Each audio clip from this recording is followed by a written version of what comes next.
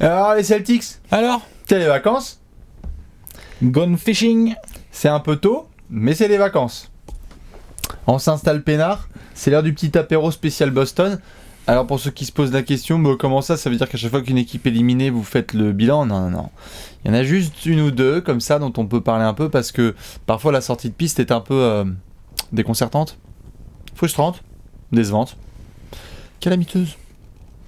Déconcertante, non. Frustrante, oui, évidemment. Prévisible, Aussi un peu. mine de rien. On va tout devoir dire et faire sur les Celtics de ces playoffs qui viennent de sortir. Ça y est, c'est officiel. Kyrie Irving et ses copines sont en vacances. On ne les reverra plus jouer tous ensemble.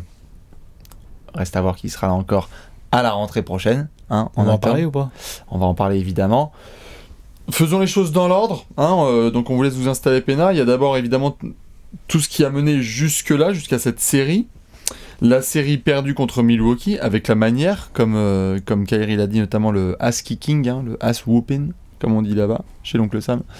Et puis après, tout ce qui va se passer cet été, parce qu'il y a 2-3 décisions à prendre. Et bien évidemment, là-dessus, on demande à tous les architectes de la Celtics Nation en France de nous donner leur avis, puisqu'on sait qu'il y a de nombreux supporters qui ont besoin d'exprimer leur voix, leur parole, leur Il y a plein d'options. Plein d'options. Donc déjà, comment on arrive jusque-là? On l'a vu, on l'a dit, on l'avait fait pendant les tendances, notamment des previews de série. Bon, Boston avait été irrégulier pendant la série régulière. Alex, on le rabâchait pas mal, notamment le fait que des playoffs de grande qualité après une saison régulière irrégulière, c'est pas si fréquent que ça. C'est même... Ah non, c'est même très rare. C'est même lebronesque ou Hakim Olajuwonesque. Ou Hakim Olajuwon, tout à fait. Hein, grosso modo, pour... je fais des raccourcis, mais pour simplifier un peu le truc, c'est quand même... C'est suffisamment rare pour que ça soit affilié à deux joueurs aussi monumentaux. T'as fait une bonne régulière, tu fais des playoffs de En fait, le truc, c'est... Ça, c'est pas forcément vrai. T'as fait une bonne régulière, tu fais des bons playoffs, parce que des fois, t'as des équipes qui s'écroulent. Par contre, dans l'autre sens, quand tu n'as pas fait une bonne régulière, tu n'as pas été régulier ou tu n'as jamais réussi à mettre en place des rotations, un fond de jeu et tout, c'est extrêmement rare que arriver en playoff, tout d'un coup, clac, ça se mette à marcher. C'est ça, et ça a été un petit peu le speech. C'est le cas des Celtics cette année. Oui, tout à fait, ça a été le speech un peu de Boston tout au long de l'année. On nous avait donné rendez-vous en avril, on nous avait donné rendez-vous en mai, on avait des cadres, notamment Marcus Morris, Kyrie Irving, même Jason Tatum, Terry Rozier, qui disaient vraiment rendez-vous au playoff. C'est ça, c'est-à-dire qu'ils l'ont vraiment dit, je veux dire. Ils l'ont dit, c'est pas un truc qu'on invente. Kyrie Irving, plusieurs fois pendant la saison, les journalistes lui ont demandé genre est-ce que vous êtes inquiet, qu'est-ce qui se passe et tout machin, et l'autre à chaque fois sa réponse c'est non mais attendez, confiance inébranlable. On est juste en régulière, confiance inébranlable, personne peut nous prendre en 7. Personne peut nous prendre. Il l'a dit. Avec tu vois 7 doigts, tout à fait. Alors John après Tatum aussi, vous pouvez me paraphraser.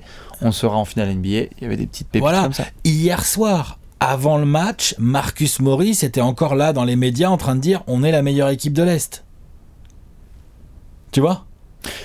Oui. Mine de rien. Non mais après. Il y a façon de se motiver quoi. Les mecs sont menés 3-1. Je peux comprendre les mecs. Puis les mecs vont pas débarquer en conférence de presse et dire. Non, on va perdre. Ouais, voilà, c'est mort. Les vacances. Ça, je comprends. Par contre, c'est vrai qu'ils ont beaucoup parlé par rapport à ce qu'ils ont proposé sur les parquets en fait. Il est là le vrai truc. Tout à fait. Et par rapport à ce qu'ils devaient faire, parce qu'en octobre dernier, on était quand même comme des petits fous à voir l'effectif. Aller en finale de conférence dernière sans certains cadres, là les cadres qui reviennent, on s'était dit ils cochent toutes les cases. Brad Stevens, effectif au complet, trop de talent, trop de profondeur. Toi t'avais dit c'est l'effectif le plus deep de la ligue, tout ça. C'était le plus deep, mais pas au niveau du bagage mental. Ça c'est clair.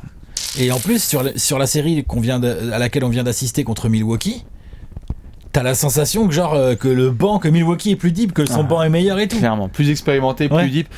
Hormis le Game 1 qui est remporté par Boston, puisque on le sait, le premier tour a été géré par Boston face à Indiana, mais les deux équipes avaient sweepé. Tout à fait, mais leur Game 1 qui est géré à Milwaukee, à partir du moment où le buzzer final de ce match sonne, derrière, il n'y a quasiment pas de série. Milwaukee va rouler sur Boston à Tessoua Léons. Et on est dans tous les aspects du jeu, ça éternue. Ouais. C'est-à-dire que le banc, l'expérience, le calme, la sérénité, l'intensité, la défense. Moi, c'est ce qui m'a le plus choqué. C'est l'intensité globale, qu'elle soit offensive ou défensive. C'est ce qui m'a le plus choqué. On en avait parlé. Et qui, pour moi, est le plus significatif de ces Celtics cette année. Ils n'ont jamais réussi à sortir de cette espèce de softitude. Ils l'ont été c'était un court moment, mais ils l'ont été quand même en janvier, début là. d'année, janvier et février, où ils font à peu près 11 victoires sur 12 matchs. Ils font une belle période à ce moment-là, on se dit ah tiens et tout machin. Mais il y a d'ailleurs des beaux matchs. Je tire à Golden State, il est tabasse à l'oracle. Et à Boston, ils sont pas loin de les taper. Mais c'est toute la preuve que cette équipe est capable. Mais oui. Enfin, était capable. Je vais parler au passé, moi. De Tout à fait. Il y a 4 matchs de suite que Milwaukee remporte et avec la manière, parce que parfois il y a du Giannis en mode Game 4, il y a parfois du Giannis en mode Game 5 Middleton où ça au distribue. Game 2. Dans Dans l'ensemble, Bledsoe, s'il a mal shooté, il a quand même été beaucoup plus intense que toute l'arrière-garde des Celtics. George Hill est le meilleur meneur de cette série. Ça, c'est dur. C'est vrai. C'est dur. Non ? Ouais, bien sûr. C'était totalement prévisible. Mais donc du coup, tu te fais éliminer 4-1. Il y a plein de joueurs dont on va pouvoir parler. Parce que c'est ça surtout la question que les gens se posent et qu'on nous a déjà posée. C'est souvent la tentation, c'est de faire un petit peu une to-do list de qui il faut être en premier et ce qu'il faut régler. S'il y a un premier profil dont on doit s'occuper, c'est... Parce que certains vont dire Brad, certains vont dire Kyrie, certains vont dire Danny Ainge, certains vont dire d'autres. Danny Ainge ? Pourquoi ? Juste par curiosité. J'ai lu des beautés. Mais pourquoi ? Genre, c'est quoi l'idée de l'angle de... J'ai lu des beautés sur les réseaux. De l'angle d'attaque sur Danny Ainge, c'est quoi l'idée ? J'ai lu des beautés sur les réseaux. Vas-y, genre quoi ? Genre, c'est quoi l'angle d'attaque sur Danny Ainge ? C'est de dire quoi ? Je sais rien. Ouais. Parce que là, moi, j'en trouve pas.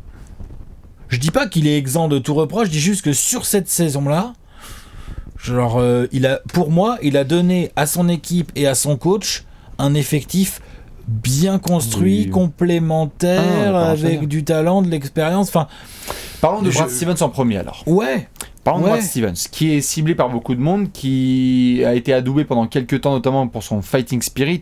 Playoff 2017, Playoff 2018, des blessés, tu vas jusqu'en finale de conf.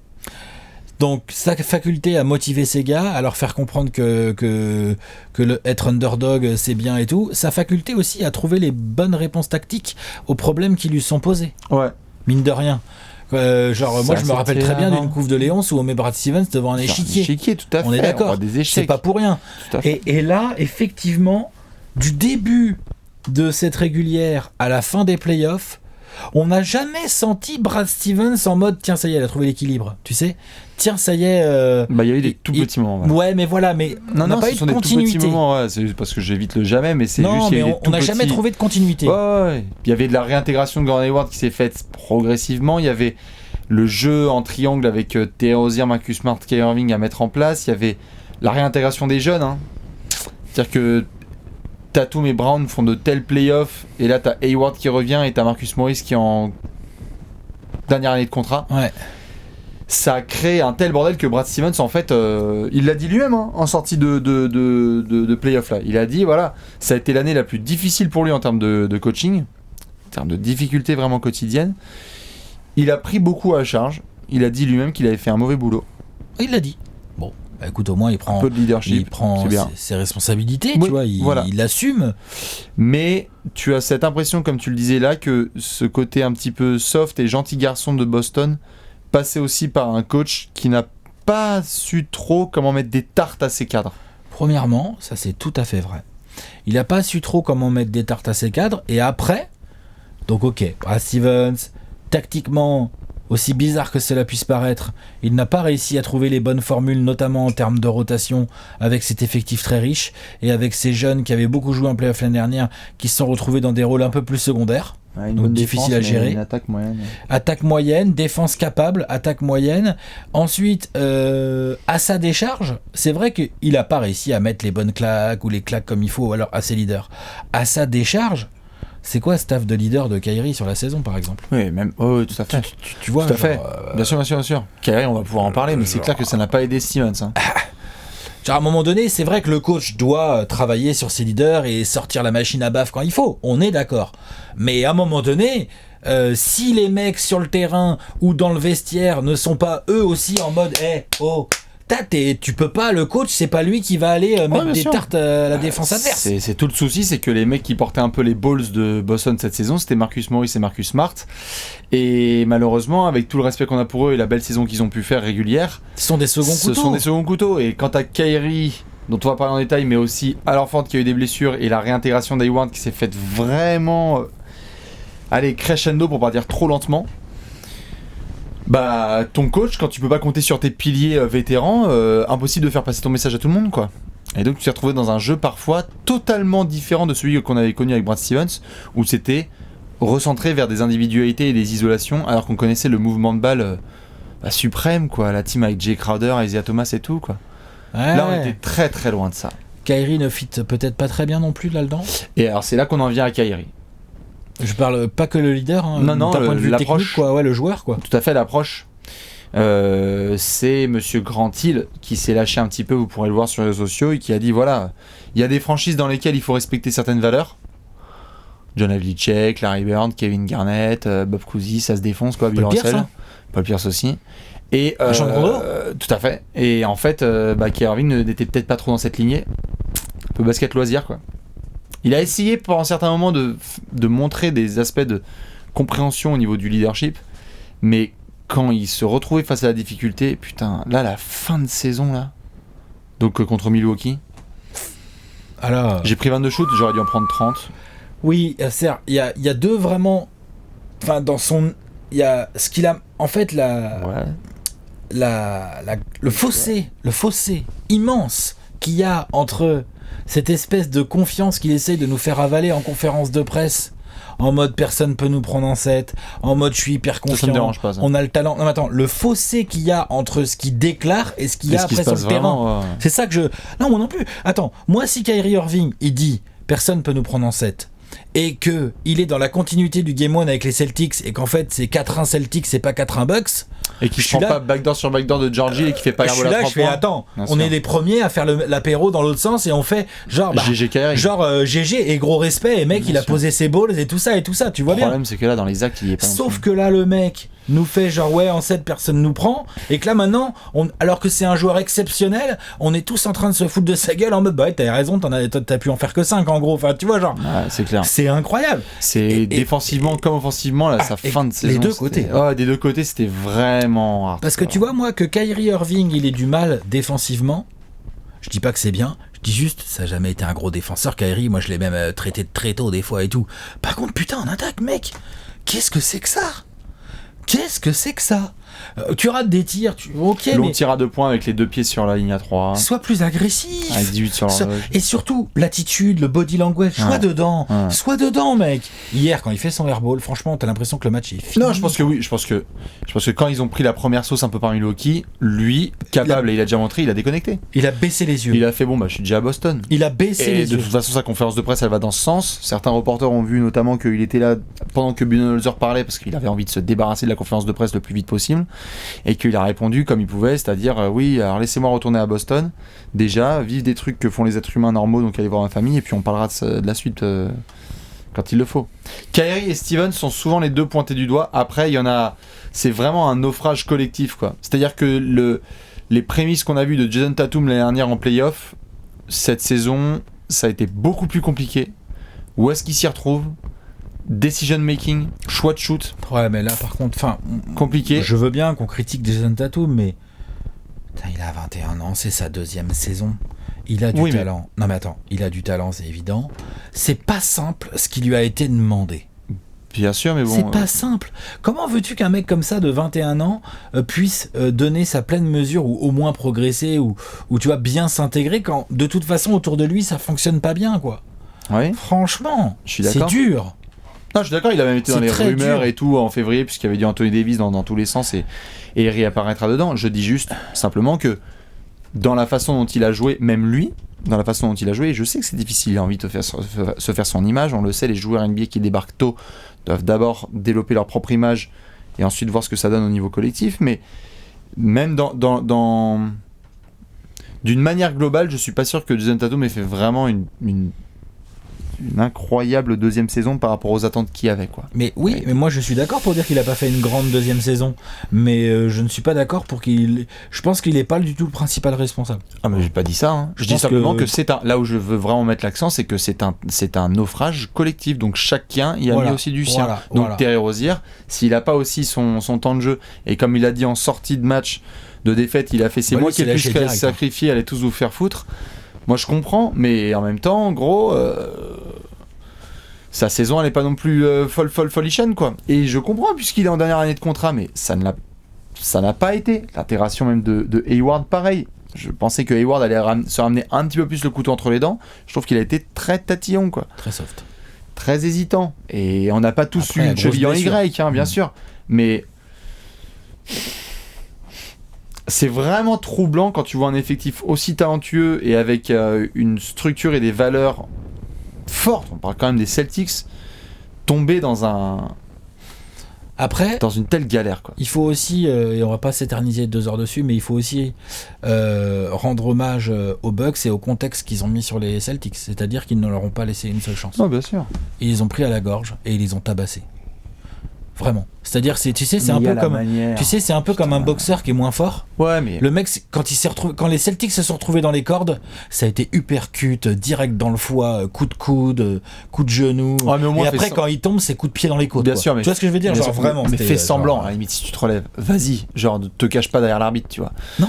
À ce moment-là, si tu te prends des coups, en effet, et c'est chaud. Mais tu te recroupis pas dans ton coin en disant vas-y, mets-moi plus 20, plus 25 tous les matchs. Milwaukee ne leur a pas laissé l'occasion de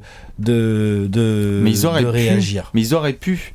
Je demande pas 4 victoires de suite. Je dis juste qu'ils se sont fait vraiment dans un aspect du jeu sur lequel on a dit Boston était plus expérimenté avec des joueurs qui ont plus connu les playoffs et un groupe qui se connaît depuis plusieurs mois. Même sur cet aspect-là, ils se sont fait avoir. Ouais, tout à fait. C'est pas normal. Ah non, c'est pas normal. C'est juste pas normal. Mais bien sûr que c'est pas normal. Non, c'est clair. Donc écoute, un gros chantier. C'est pas compliqué, hein. Mauvaise saison des Celtics, enfin décevante. Ouais, décevante, clairement. Régulière décevante et playoff pas bon. Juste pas bon, une bonne série et puis après c'était mauvais. Et pour le coup, on arrive à un été qui va être crucial parce que alors là. Bon, déjà. Pareil, j'en ai vu certains qui parlaient autour de Brad Stevens, ça bouge pas. Bon, pas pour moi en tout cas, ça c'est clair. Moi non plus. Je serais vraiment, alors là, tu peux lui tirer les oreilles, mais je serais sur le cul. Oui, pareil. Mais après, ce serait pas la première fois que Daniel je me mettrais sur le cul. Hein, tu crois ? Mais je serais vraiment sur le cul. Non, pareil. Genre si dans 10 jours, tu sais, genre Celtics have parted ways with Brad Stevens, je fais pardon. Tu vois, genre. Serious talks. Ouais. Non, je pense que Brad Stevens, il va falloir lui tirer les oreilles cet été et lui dire voilà, il faut get nasty et tout ce dont on a parlé. On pourra en parler en long et en large dans les 30 jours de septembre prochain, mais.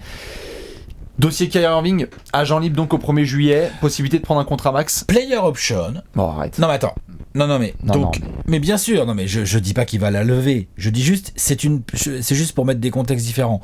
Player option, donc a priori 21 millions et demi, il ne va pas les prendre et il va donc être agent libre. Oui. Ce qui entraîne aussi un jeu de domino. C'est-à-dire que... il va s'attendre au max. Non mais il s'attend au max, mais je veux dire par rapport à la stratégie de Boston, moi je parle pas que de Kyrie Irving, là je parle de Boston. Ah mais c'est pour ça que je commençais d'abord par Kyrie Irving, parce que c'est lui le premier domino qui va tomber en fait. Tu penses pas que c'est le premier domino qui va tomber côté Boston ? Je sais pas, peut-être Danny Ainge, fidèle à ses habitudes, va essayer de manier tous les dominos et de tout faire tomber d'un coup dans un sens qu'il arrange. Avant de les relever ? Tu vois ce que je veux dire ? Ouais. Genre... Il va aller dragouiller du côté de la Nouvelle-Orléans pour voir comment ça se passe, pour voir ce que ça dit. Il va peut-être discrètement passer des calls en disant quelqu'un veut Tatum. C'est là, c'est là que je me pose vraiment la question. Est-ce que Danny Ainge encore en voyant la façon dont son franchise player entre giga guillemets s'est comporté là sur ses playoffs, est-ce qu'il a envie de continuer le projet Kyrie Irving ? Est-ce qu'à Boston t'as envie de continuer le projet Kyrie Irving ? Pas au max en tout cas. Non, voilà. Déjà, pour commencer. Déjà, pas au max. Irving qui lui s'attendra très probablement au max. Faut pas oublier que Boston a Al Horford qui a une player option à 30 millions. Et pour le coup, l'ami Al Horford, il y a de bonnes chances pour qu'il obtine. Oui. Franchement, 30 millions. Hayward, il est sous contrat, garanti. Donc 30. 32, 33. 32 millions 700 000. La saison prochaine ? Avec la saison suivante, une petite player option à 34 millions. Ils ont Marcus Smart qui a été prolongé l'été dernier. Oui, ça voilà. C'est un contrat tout à fait raisonnable. Tatum est toujours dans son contrat rookie. Oui.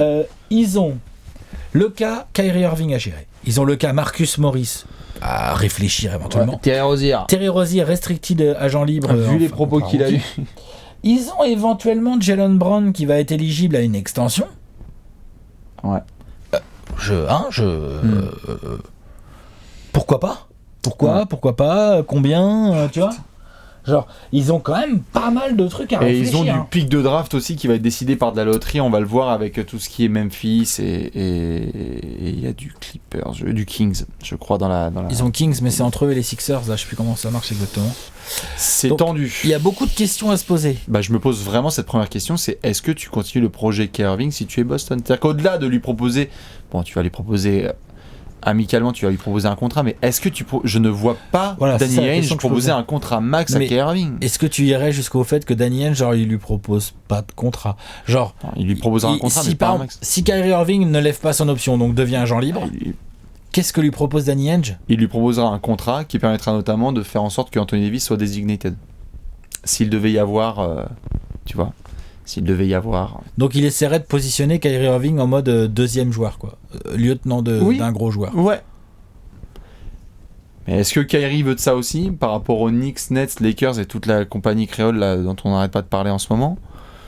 J'avoue que pendant toute la saison, je pensais pouvoir suivre les propos de Kyrie au TD Garden en octobre dernier, qui était sur sa chaise haute avec Brian Scalabrine et qui disait « Moi, j'ai envie d'être ici sur la durée, etc. Je prolonge d'un à un. » Putain.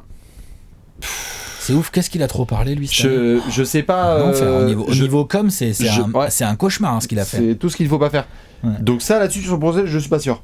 Et je ne suis pas certain non plus, parce qu'en fait, si tu ne gardes pas Kyrie Irving, là peut-être, je dis bien peut-être, que tu t'alignes sur une offre pour Terry Rozier. Parce que Terry Rozier, on le sait, a envie d'être titulaire en NBA.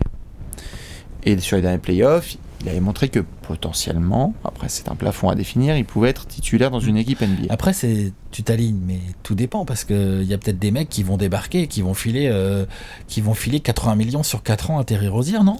Est-ce que tu prends 80 millions sur 4 ans pour Terry Rozier et t'as ton meneur titulaire, avec Marcus Smart qui est pas là pour faire le boulot aussi, ou est-ce que tu mets 160 millions sur 4 ans pour Kyrie Irving, quoi ? Ouais, non, mais c'est une vraie question. Ou sur 5 ans. C'est une vraie question. Et je pense que s'il y en a qui savent un petit peu ou qui ont un avis précis là-dessus sur le côté Kyrie et Terry Rozier, ça va être déterminant parce que tu sais que t'as Marcus Smart qui est sous deal, mais après comment est-ce que tu gères ta rotation ? Tu peux te retrouver juste avec Marcus Smart en meneur l'année prochaine ? Non, tu auras d'autres gars sur le marché. Je veux dire par là, en meneur gros calibre. Après t'as Horford qui va opt-in pour ses 30 millions. Oui. Et à ce moment-là, si tu vas marchander, tu vois par exemple tout ce qui est Tatum, Jaylen Brown, tout ça, New Orleans, déjà est-ce que New Orleans c'est chaud patate ? Pas sûr. Parce que je pense qu'eux aussi ils avaient une vision de. Et puis surtout là, New Orleans, avec ce qui vient de se passer en playoff, ils sont un peu plus en position de force. C'est-à-dire que c'est un peu moins. Genre tu arrives avec Tatum, les mecs vont faire. On peut vous raqueter en fait. Ouais, enfin t'es gentil. Faut rajouter Jaylen Brown et Garchon. Et puis 800 pics de draft. Et 800 pics de draft. Tu vois ? Donc faut voir. Tu vois ?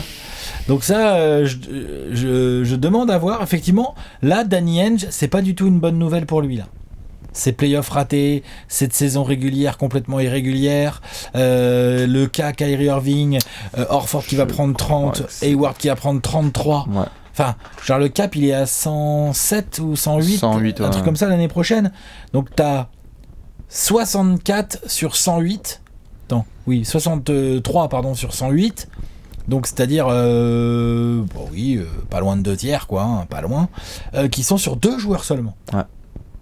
Dont aucun des deux n'est réellement un franchise, je pense. Ah non, aucun des deux n'est un franchise. Il y en a qui peuvent jouer à du niveau All-Star quand ils le veulent, mais ça reste par intermittence. Tu vois ? Très tendu pour Boston. Le plan d'attaque, il va falloir le surveiller au fur et à mesure. Bien évidemment, d'abord, il y a la loterie. Ensuite, on verra pour la free agency, mais... en sortie de défaite là, beaucoup d'insiders, notamment tout ce qui est autour du Boston Globe,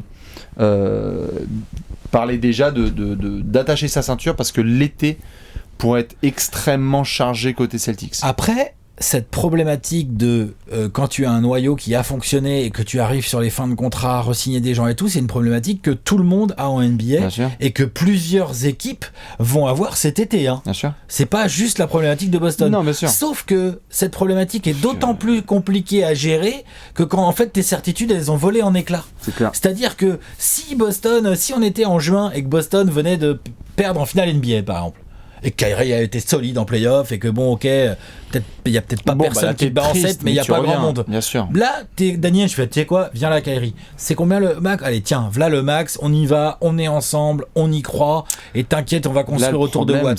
Sauf que là, c'est pas la même, hein. Les certitudes, elles sont où? Ouais, et tu sais qu'en plus, Milwaukee est sur la durée, que filer Toronto, on va voir ce que ça donne. Enfin, Milwaukee sur la durée, Bledsoe, va falloir travailler, Middleton va falloir travailler, Brook Lopez, est-ce qu'il sera là? Ersan Ilyasov, en fait, il y a Giannis. Et après, autour, il y a quoi à Milwaukee l'année prochaine? Il y a Bud et Giannis, mais donc rien que ça, déjà, c'est un obstacle. Et il faudra voir ce qui se passe aussi à Toronto et Philly, mais c'est pour ça que l'été pourrait être chargé du côté de Boston. Toronto, parce qu'il y a Kawhi. Tout à fait, mais ce que je veux dire par là, c'est que le cas Boston va être déterminant cet été parce qu'il y a beaucoup de joueurs qui pourraient se retrouver dans les mains de Danny Ainge, et lui, s'il commence à avoir la tremblote... ça peut aller très vite. Attends, bouge pas, j'ai pas trouvé le bouton on-off pour les playoffs. C'est quoi le gros bouton rouge là? Dis donc. On peut faire des transferts sur la draft. Dis donc. Non mais dans tous les cas, si vous avez des plans évidemment d'approche pour cet été du côté de Boston, on veut bien, parce qu'on sait aussi que les derniers jours ont été particulièrement difficiles pour nos amis de la Celtics Nation. Prenez un thé, très important, pour aussi déstresser un coup. Voilà, un petit thé vert, c'est fort sympathique. Et puis calma là pour les prochains mois, histoire de retrouver un petit peu le Celtics basketball de Brad Stevens qu'on a aimé ces dernières années et qu'on doit retrouver la saison prochaine, n'est-ce pas? Allez, bon courage à tous et à cet été. Ciao.